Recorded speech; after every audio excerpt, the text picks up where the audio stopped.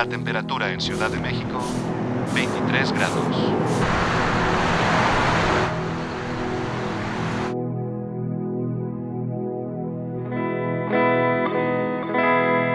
Oye, ¿viste el video de la reunión pasada?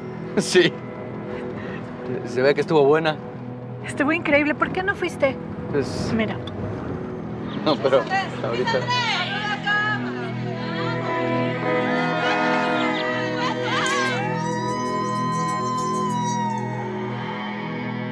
¿Quién quiere más terreno? Yo no veo a nadie desde la primaria. No, pues ¿dónde andabas metido, güey? En el seminario. ¿Sabes que en mis dos películas anteriores estaban muy metidas en interiores? Porque las locaciones encarecen el cine y todas son de bajísimo presupuesto. Es muy curioso que la cámara más barata que hemos usado, que he usado, me dio la oportunidad de por fin poder ir a filmar a la ciudad, a salir a las calles, a enfrentar a mis personajes con la realidad. Y no encarecía los costos, o sea, sí los costos hacen toda la diferencia, porque metía a Humberto al metro, ¿no? Ahí, o sea, metía a Verónica a platicar con la señora de las quesadillas y llevábamos la cámara, nadie se daba cuenta que era una película porque cámaras vemos todos, o sea, teléfonos los vemos todo el día, entonces podíamos decirle, oye, toma el taxi, que sea un taxista real y no tengo que pagarle a un taxista, rentar el coche, eso cambió todo. Por eso pude salir de la casa de asteroide y de la casa de 2000 metros para meternos estuvimos en todos lados. Recorrimos desde Santa Fe hasta ¿dónde fuimos? Sí, pero sí era de sur a norte, pues, o sea, era todo. Villa de Cortés, Pues lo que pasa es que yo nunca he tenido como la sensación de que estar rodeado de un crew pesado y una cámara grande sea algo que externamente me afecte de forma negativa. O sea, yo sí siento que la actuación cinematográfica es una especie como de burbuja y de encapsulamiento que conectas con ese animal al que le vas haciendo el amor de maneras, ¿no?, tangenciales. Entonces, sea del tamaño que sea, creo que la prioridad siempre tiene que ver con esa sensación del mundo y la energía que generas en este entorno inmediato. Lo que sí es que como el personaje de alguna manera está construido con una cierta dosis muy elevada de solitud, de aislamiento de su realidad, sí procuré energéticamente o sea, sí procuré todo el tiempo estar encapsulando esa energía. No, fue un rodaje que de alguna manera creo que es las primeras veces que llevé de manera radical, sin volverme un freak y no poder dialogar con la gente. Vivencial. ¿No? A una sensación como de aislamiento y de que nada se pudiera fugar. Y en ese sentido, pues sí, tener algo como mucho más pequeño, creo que generaba la sensación de encapsulamiento de manera radical, no solo conmigo, sino con el resto de los personajes. Cuando estamos en el auto, pues sí, el hecho de que no exista un armamento, ¿no?, alrededor, pues genera una sensación como de que estás realmente comunicándote con quien tienes que comunicar, de que no estás haciendo como nada hacia el exterior. Por ejemplo, ¿no? En el auto, hay muchas escenas en el automóvil entre los tres personajes, largos diálogos, ¿no? Estabas manejando el coche tú, en el tráfico real. No venía yo en el coche porque no cabía, o sea, no había manera. Entonces estaban ellos tres, el fotógrafo medio ahí. A veces no iba ni el sonidista, solo pues dejaban ¿no? Entonces pues, era casi real la situación. Tenías que frenar cuando habían altos, tenían que... ¿no? Sí, y bueno, había partes que nosotros mismos utilizamos el celular, había partes, o sea, también de acuerdo a las clases sociales de los personajes, a los entornos, son diferentes tipos de celulares. O sea, mucho de mi preocupación cuando me invitó a hacer la película sí fue muy sincero de, ok, el hecho de que hagamos una película con iPhone no significa que vamos a hacer una película chafa, no significa que vamos a salir a agarrar el iPhone y hacer un video casero que después vamos a poner en pantalla grande.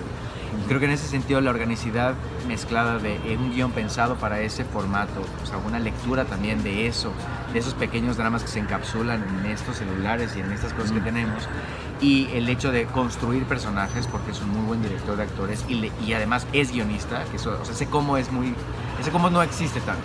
Hay muchos muy buenos directores, pero no escriben también a veces. Pero creen que sí. ¿No? Entonces hay muchas cosas, por ejemplo, en la película que parecen improvisadas y en realidad son diálogos que sí están escritos en el guión. Y creo que esa sensación de cotidianeidad y de contacto con la realidad y en el entorno sí puede potenciarse con el iPhone. Yo sí creo que tu labor como actor es conseguir eso, aunque tengas una cámara que mida 3 metros, o sea, no importa. Pero de alguna manera sí lo potencia en este caso. Y Humberto tiene un registro muy impresionante de comedia, de tal, ¿no? Sí. Pero yo literal le dije a Humberto, ¿sabes qué? hay una parte, porque yo conociéndolo como persona, sé que hay una parte de él que no podía explorar en su creación como actor, que no se lo permitían los personajes que le estaban dando, y le escribió el papel a él sabiendo que no solamente lo podía hacer, sino que lo iba a disfrutar, que se iba a tirar en el tobogán, ¿no? Y se metió, estuvo intenso.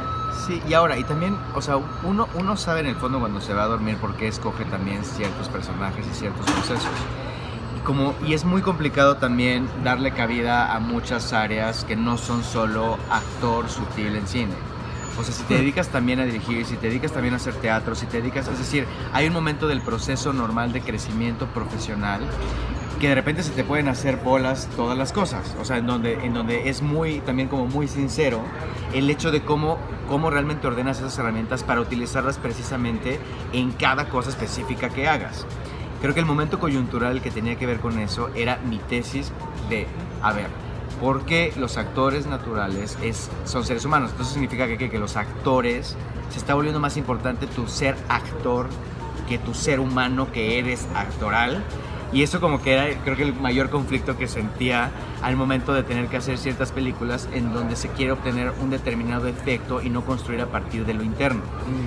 Y creo que entonces mientras estaba como todo ese revolúo de distintas como proyectos, distintas coyunturas, pues obviamente también el hecho de hacer una serie como Los Héroes del Norte, que es tan fársica, pues parece que entonces la gente se queda con la idea de que todo el día estás como haciendo, ¿no? O sea, caricatura, güey. Sí, un poco eres así. ¿No? Entonces, claro, pero independiente de lo que me decía ayer un director, por ejemplo, es que tú en la vida tienes una energía como mucho más activa y como mucho más prendida, incluso casi a veces hasta hiperkinética, y cuando de repente estás en la pantalla lo que estoy viendo como es otro peso específico distinto. Yo sí creo que esa es la labor que uno tiene que tener como actor. No importa cómo se hace en la vida, o sea, lo importante es que el momento en que tú trabajes tú tengas entendido cuál es el tono, qué formato estás utilizando, en qué proyecto estás, en qué género estás también. O sea, si hago una película de terror y todo, voy a trabajar a partir siempre de la organicidad.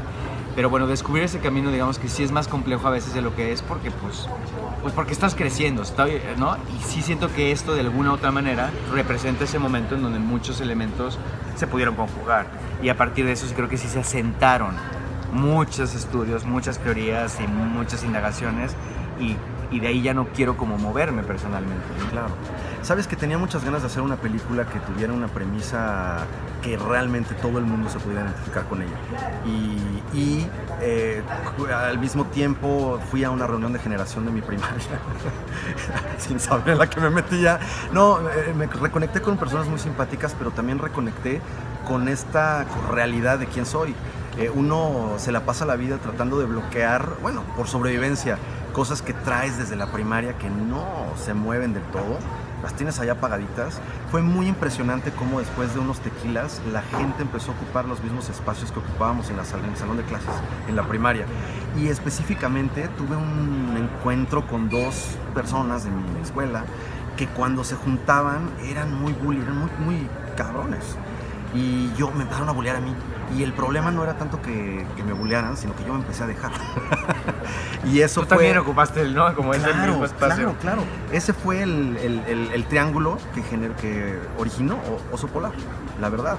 Y luego vino lo de crear los personajes, y obviamente pues Heriberto no soy yo, es una mezcla de personas, ¿no? Que tú también aportaste y tal.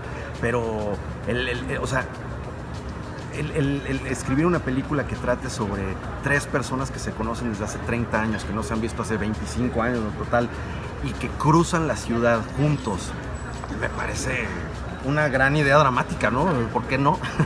Y sobre todo porque creo que todas las crisis que vivimos como humanos, o sea, lo vimos ahorita con el terremoto, te hacen tener este acto de fe en que todos podemos evolucionar, y entonces ahora sí todos somos solidarios, y entonces ahora sí todos vamos a cambiar. Termina ese enfrentamiento con la muerte, termina esa como miedo que se da ante una circunstancia tan dramática como puede ser un terremoto, por ejemplo, y la mayor parte de las veces te empiezas a topar con la ciudad que la gente, o sea, que esa solidaridad deja de estar otra vez en lo más inmediato. Entonces en realidad es una farsa, entonces en realidad es una mentira que nos imponemos a nosotros, creyendo en esta evolución. Creo que la mayor, como el punch como más grande que tiene la película es justamente hacer una disección sobre esta capacidad o la poca capacidad que tenemos para evolucionar, para crecer.